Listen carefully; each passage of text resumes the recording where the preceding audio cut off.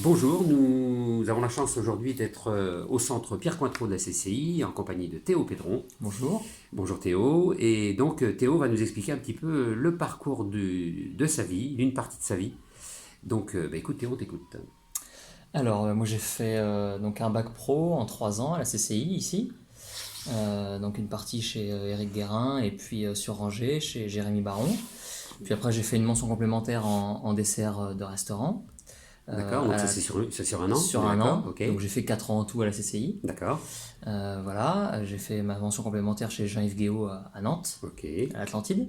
d'accord, Et puis ensuite, donc, je me suis lancé, c'est parti, j'ai commencé à travailler en CDI. D'abord, j'ai commencé 1 an et demi chez Gérard Bossé à Unil. oui, d'accord, très bien, ok, Puis ensuite, je suis parti à Nîmes.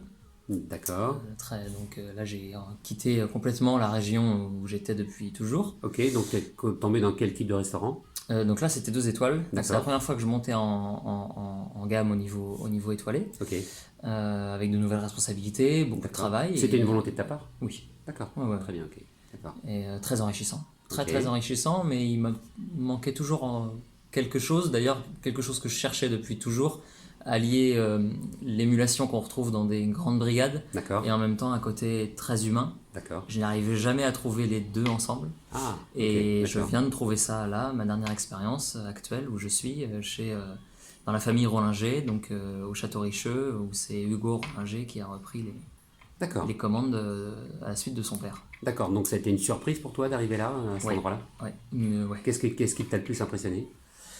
Euh, un, Je crois que tu m'avais parlé d'épices en fait, Ah le monde oui, des il épices. y avait déjà une cuisine exceptionnelle que je découvrais, D'accord, voilà, avec une culture du produit qui était vraiment, là, vraiment très marquée et sans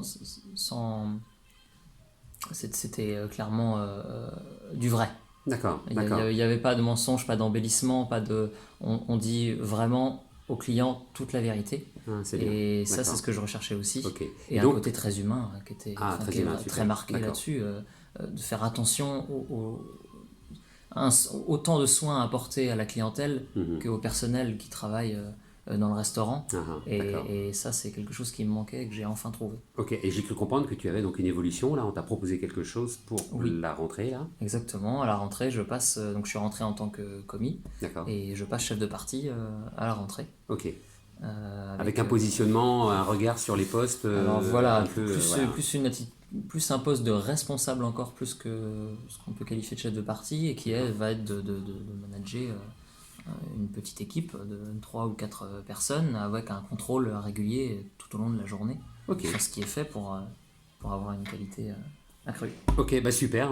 Merci Théo de ce partage. Merci.